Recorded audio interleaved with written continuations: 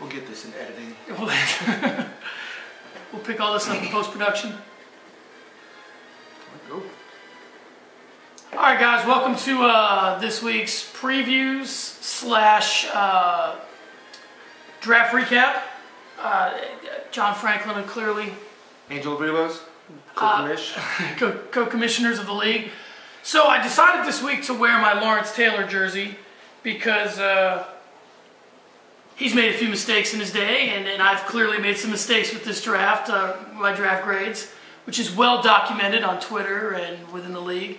So we're going to go back through, look over the drafts, look at the current rosters, and see what all we have before us, what these teams have become, and who I was right about and who I was wrong about. Same thing with Angel.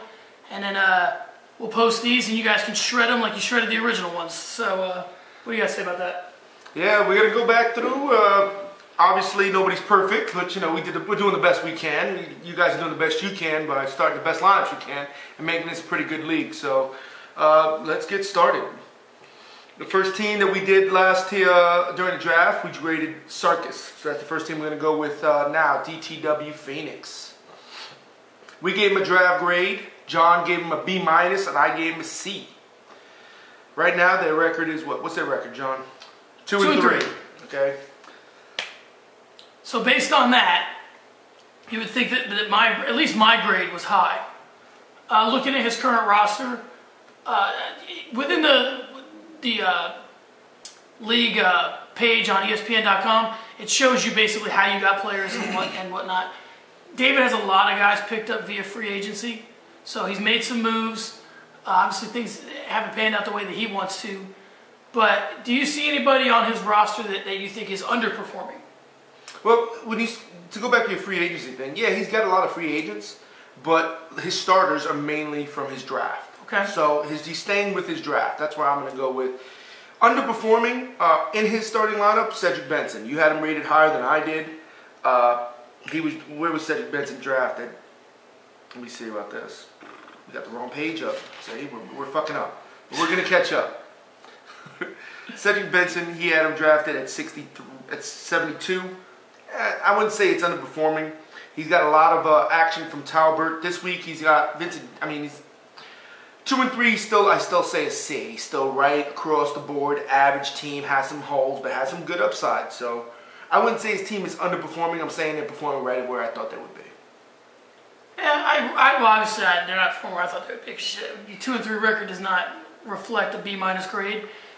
So some of the guys that, I mean, it doesn't seem that he was overly beset by injuries. Romo hasn't missed any time. I don't think Jackson's missed time. No. From the guys that I'm looking at here, no one's really missed time. So I think that while they're performing about where you thought they would have and a little slightly below where I thought they would have, do you think that Cedric Benson is who do you think is swinging his team if he got production? Because A.J. Green is having a good year, is he not? He's having a decent year for a rookie. He's having a better year than I thought. I think that if he gets production from all his players, he's going to be solid. Once he gets his whole starting lineup back, because I think you put Vincent Jackson in there for A.J. Green. Now you have Marshall, Jackson, Benson, Peterson, Romo. His flex position, I think, is going to be, he's got to go matchup to matchup. If he makes the right decisions, he can win more than half his games. Okay, so in retrospect, how should he have been graded? I still say with the C. He's still about a 500 team. And that's where I'm going to go with a C average, 500. That's where I'm going to go with that. All right, and then, I mean, B-, It's not that far off from a C, yeah, but it's still higher than to what I would, where he's at right now. I would say regrading, I probably would have downgraded him to a C. C because, yeah, I'd have to go C, C-. That's right about there. All right. So, and looking forward, what do you think? He's going to be about 500? Is he going to have a good big streak, a big up streak, down streak? I think Cam Newton's the wild card for me, because he's putting up, a term that's become in vogue now is video game numbers. So Cam Newton's putting up video game numbers. So,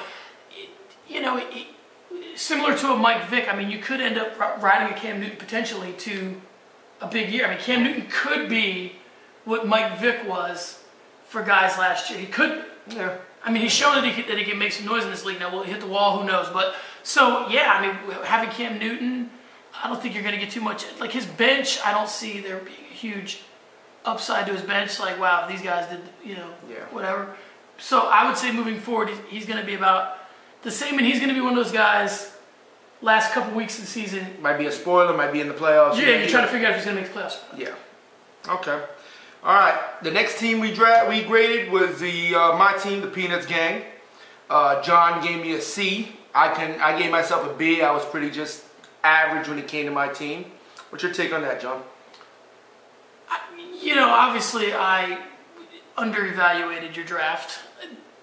Clearly. Based on your record, based on some of the performers that you have, I mean, you did really well with your quarterbacks. Because Eli, I think, is having an okay year. He's a little hit or miss, but Stafford's having a great year. At the running back position, Fred Jackson, Ray Rice ended up being studs. I know you took Austin early. He's been hurt. Actually, I didn't. I traded for Austin. Oh, that's right. I traded for Austin. So Austin was taken early, just not by you. That's right. He's showing the trade here.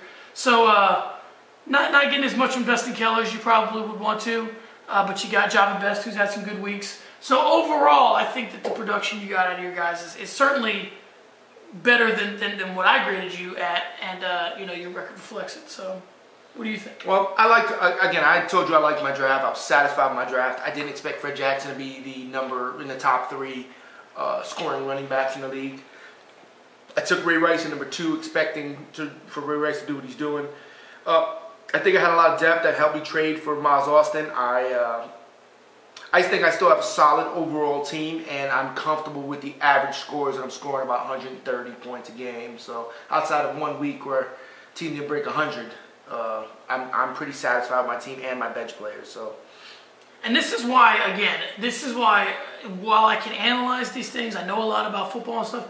This is why I'm horrible at fantasy football, because I'm looking at your roster and I don't see. I mean, obviously, clearly your running backs are studs. Stafford's a stud, but I mean, when I look at Miles Austin, I go, well, he's kind of been hurt. I look at Mike Wallace. I'm like, Mike Wallace. I look at Mike Wallace literally the same way I look at Santonio Holmes on my team. I know they're not the same, but when I look at him, I'm like, okay, well, he's a big, deep threat guy, big play guy in a running offense. Now, obviously, Roethlisberger's better than Sanchez, so that's kind of probably the X factor. But I don't look at your team like this is why I'm horrible at fantasy football, because I can't see what you see. Do you know what I mean? I can't see how you can score 130 a week, and I score 30 a week, and I can't draw a distinction. Anyway, back to what we're talking about. Clearly, I graded you low. You should be in the high B's, low A's, based on production. And moving forward, again, I mean, it seems like it's going to be more of the same. And I agree. If I would regrade myself, I gave myself a B, I would actually give myself a little bit better grade, more like an A-, B+ type thing. My personal, like you said, Dustin Keller's my weak spot, along with the Falcons D, and we still don't know if Stafford can hold it up. I mean, if Megatron goes down, what happens to Stafford? Right. All he's doing is just throwing it to fucking Megatron, who's grabbing it between 2-3 defenders at a time. 8 touchdowns in fucking 5 weeks is unheard of. Right. So if I had to give myself a grade again, I would give myself a B+, A-. Yeah, and I would go about the same. I mean, the results speak for themselves. All right. The next team we graded was Kendra's Fun Baskets. John gave him an A. I gave him a B+. Let's look at that team and let's go from there. What do you got? The thing that stands out to me is that he's undefeated, and he has a stack lineup. There's no two ways about it. But the thing that I respect about what he did with his draft is he was able to get through the whole Arian Foster thing. And I remember the Arian Foster thing at the beginning of the year was, is he going to play? Is he not going to play? As we've seen, he's played here. I think he had one big week. The rest have kind of been, pedestrian. But that was the thing where I know that he took Foster early, probably his first overall pick. And he was able to, with the rest of his draft, Stevie Johnson, Hakeem Nicks, Welker had a big week. But, I mean, at running back, he's got, LeGarrette Blount, Jonathan Stewart, Terrain, James Starks. So he's kind of doing the thing where he kind of just knows the right guys to have and at the right time to have them. Yeah, I'm with you on that. I mean, he's got through the Arian Foster thing. I believe, didn't he draft also? No, he didn't. Never mind. Disregard that. His team is solid, and he's getting, for some reason, the NFL has decided that they don't want to cover Wes Welker. I think the entire NFL, it collectively has decided either we don't know how or we don't want to. And it's ridiculous. The guy's a fucking monster right now. Everybody's producing for him. And he's got a solid team, but James Starks being in your starting lineup, I'm wondering how it's happening. He's getting points in the right time, in the right weeks, and he's the highest scoring team in the league. Right. So he's doing something right. Well, I mean, he's got Welker, like you said. He's got Stevie Johnson, and the Bills are playing great. He's got Akeem Nicks, and Akeem Nicks, I mean, I'm a Giants fan. Akeem Nicks is getting his 6 for 9. Yeah. 8 for, you know what I mean? Every week Akeem Nicks is getting his. And he's getting, as it were. In the past 3 weeks, he's getting his points out of Vernon Davis, who I was not really high on, but that offense is moving the ball, and they're doing some things. They got no other receivers, so Vernon Davis is getting his nightly, 16 and 19 points. And that's not bad from your tight end. And I'll tell you what's interesting about Kendrick's Stone baskets, and it's almost kind of, it reflects the trend in the league. He's a pass-heavy team, and we're in a pass-heavy league. Yeah. So I don't know if he knew that. I don't know if that was part of the plan, but if you look at his, his running backs, it's nothing to jump up and scream about. But I mean, he's got Johnson, he's got Nicks, he's got Welker, he's got Davis, he's got Breeze. Right. So I mean, his team reflects the trends in the league right now. And he obviously knows something we don't, because he's got Doug Baldwin on his bench. I'm going to be honest with you. I don't know who that is. Right. And I know a little bit about fantasy football. Don't worry, guys. He's probably going to try and trade him to you, because if you've been in this league more than 1 week, you know that Kendrick Footbasket puts out at least 5 to 10 shitty trades a week to everybody in the league. So you got to sift through it, find the diamond in the rough, and then you might be able to make a trade with him. So now... I think he starts drinking. So if he does 10 trades... He starts drinking at the first trade, so if you can figure out which trade was the 8th, where he's a little bit more saying, throw this guy in, that's probably the trade you should accept, is the 8th, 8 drinks into the trading. So if we had to give him a grade now and moving forward, what are we looking at? I mean, again, with similar to yours, the results speak for themselves. So, I mean, I gave him an A, I'd stick with it. And yeah. And I'm going to give him an A too. I mean, the guy's undefeated. It can't knock it. So I mean, it's your typical scoreboard. I mean, we can give him whatever grade we want. He's still undefeated. So, I mean, results speak for themselves. All right, moving on.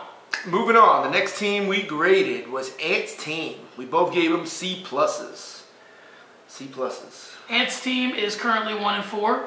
So and he beat me. So what the fuck am I gonna do? Listen, somebody's got to win sometime. He still has an entire draft. I mean, he's got a few free agents.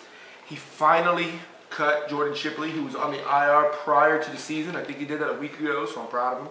All right. He's got the best, hands down, the best wide receiver in the league. Who was drafted late in the second round. I mean, let me see. Calvin Johnson went, where's Calvin Johnson at? Before Nixon, after Fitzgerald. All right, he went 21.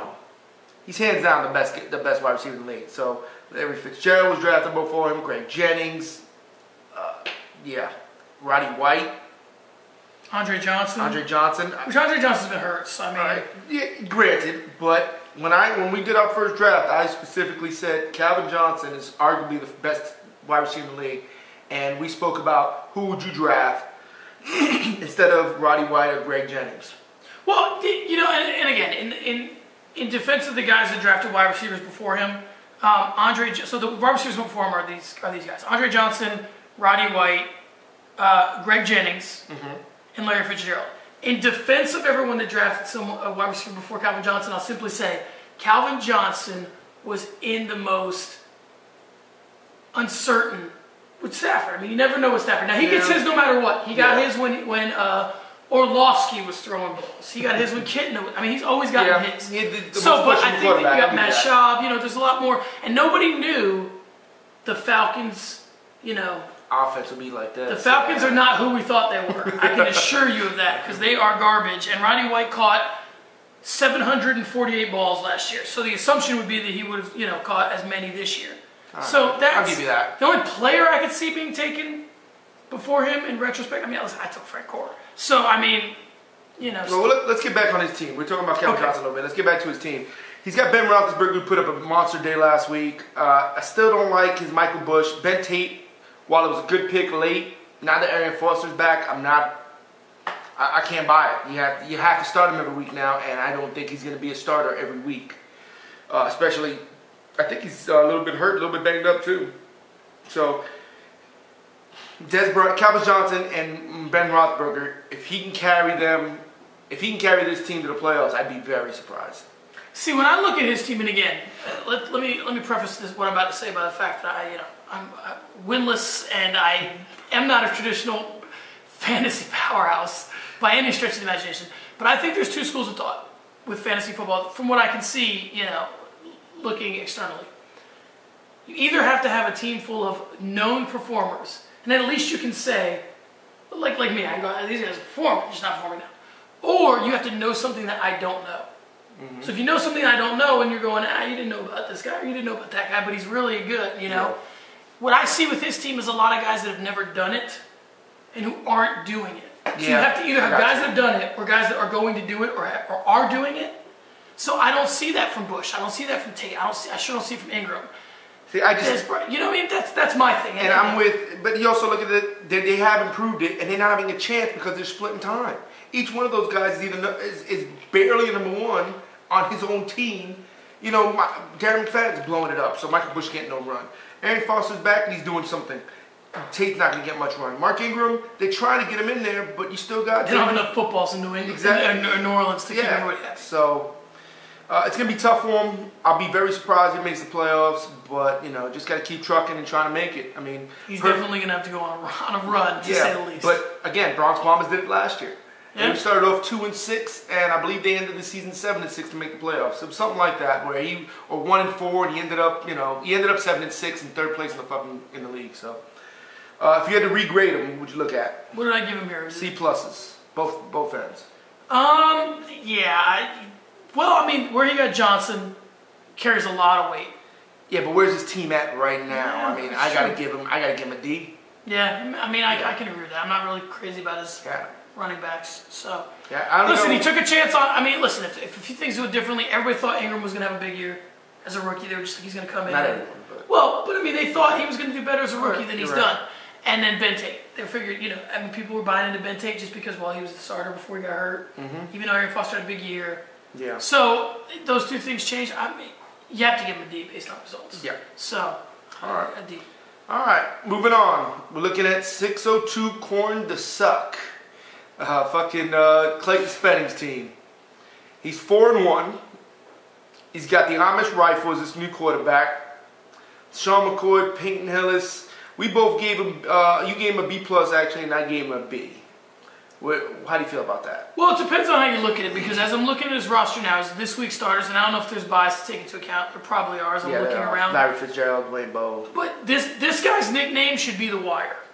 Because if you look at how many free agents he has, just look at his team is littered with free agents. Yep. Ryan Fitzpatrick, okay? He picked up on him quick. The Amish Rifles doing some things for him. Victor Cruz doing some things. Picked up on him doing things. Hines Ward, Mike Thomas doing things. Jermichael Finley drafted.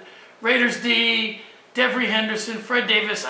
This guy works, The Wire, and he sees who's out there. Fitzpatrick and Cruz alone. If all that happened this year, barring what happens moving forward, if you look at people that were picked up alone, Fitzpatrick and Cruz, he's single-handedly done the best of free agency on those two. So far, yeah. Right. So far. Whatever's happened. Yeah. Victor Cruz over the past 2 weeks averaged 125 yards a game. Right. And about 5 receptions, which isn't terrible. He's the big play threat right now with all the injuries in New York. Manningham, whatnot. Yeah. So he's Fitzpatrick is playing out of his mind right now. He's playing very well for my Buffalo Bills, and he's throwing the ball around. So his team is outside of Hines Ward and Mike Thomas. He's got a pretty solid team. While Peyton Hillis, he may have strep throat sometimes and whatnot, and not want to play, but he's getting decent, solid points from everybody in his lineup. And when Larry Fitzgerald finally gets going, who knows where his team might go. Real quick, as a quick side note, okay? Have you ever had strep throat? Yes, twice. Could you have started in the NFL with strep throat? I've never had it. Because they're kind of questioning Peyton Hillis' toughness now because he's not playing with strep throat. Day 1, no. Day 3, yes. What day is he in? I don't know. That's what I'm saying. Okay. Day 1, no, man. I had to get 3 bags of IV. Okay. So day 3 though, you're feeling a lot better. Just strep throat is like your worst cold, your absolute worst cold, the worst you've ever been in a cold on day 1. Day 3 is usually your couple, I want to say a week into the cold. You know what I mean? You got sniffles, you got this. That's how. So it's one of those things that really bust you up. That people act like it's not a big deal. Like I had a sinus infection one time, and BJ Penn fought with a sinus infection. I'm like, I couldn't imagine fighting with a sinus infection. Anyway, we're getting off track. But the only reason why I said that is another thing I saw on Dan Patrick was I guess one of the websites said that Peyton Hillis had a sore throat. I'm like, dude, you really want to make this guy feel bad? He's not playing with a sore throat, not a strep throat. Okay, so anyway, in retrospect, in recapping, he's 4-1. Obviously, he's hit the wire hard. So, in reevaluating his draft, how would we have the fact that he is so busy on the wire? Well, he also had affect his draft. But he had his number one pick got hurt. For the season, Jamal Charles. So he's had to make some type of moves on top of that. Right. He's had some injuries. It's not like he's just picking them up to pick them up, and he's made some great picks. To evaluate his draft, I'd probably continue on with a B, because, he's still got LaShawn McCoy in there. He's got Michael Finley, Larry Fitzgerald, Dwayne Bowe. His quarterback was Josh Freeman, and I can't remember who his other quarterback was, but they weren't so great. Who did he draft as the second quarterback? Matt Castle, who wasn't so great, but then he makes a great pickup in Ryan Fitzpatrick. And as long as if I'm going to regrade his draft, I'm going to give him a B. Waiver wire picks, I'm going to give him. It's hard for me not to give him an A. Yeah, so that's really that's the key thing here. His draft, I would keep him pretty much the same. Mm-hmm. His waiver wire, I would for sure give him an A. So overall, now moving forward, I'm going to give him an A-. And he's in that small group of guys that are kind of favorites to win this thing. You, him, Kendra. So all right. So what grade? What's your final grade on 602? Yeah, I'll stick with that. Well, I'll probably stick with a B. B plus. B plus. Okay. Yeah, I'll go with an A- on this one. Pressing on, the Brawlers. Tough Brawlers, man. They've had a tough season. You got the Brawlers. You gave them an A. I gave them a B plus. They have had some difficult games. They lost one to me. They lost one to the Bronx Bombers in a close game. They lost the third loss came because they just started the wrong guy. I forgot who they did start, but they kept somebody on the bench and it cost them. They got Rex Grossman as a quarterback. He drafted Peyton Manning. So that's tough. You got Mojo. Matt Forte is playing out of his fucking mind. I think he's number 1 scoring running back in the league right now. Yeah, and that just goes to show you what one player can do. If you put Peyton Manning in there for Rex Grossman, he's probably 4-1. Yeah, easy. Or So undefeated, man. So if he would have picked up the right guy, if he would have picked up Fitzpatrick, now we're talking about he's still. That's the difference. Yeah. That's the difference between, Clayton lost Jamal Charles. Didn't even look back. Picked up a guy, went some different directions. Picked up Victor Cruz and Ryan Fitzpatrick and kind of changed who his team was. Yeah. Here, the Brawlers threw Rex Grossman in there, kept the core of his team, and just kind of hope for the best. And you got Michael Crabtree off free agency. He ended up cutting Ocho Cinco. He still has Reggie Wayne on his bench, Ryan Matthews on his bench because possibly due to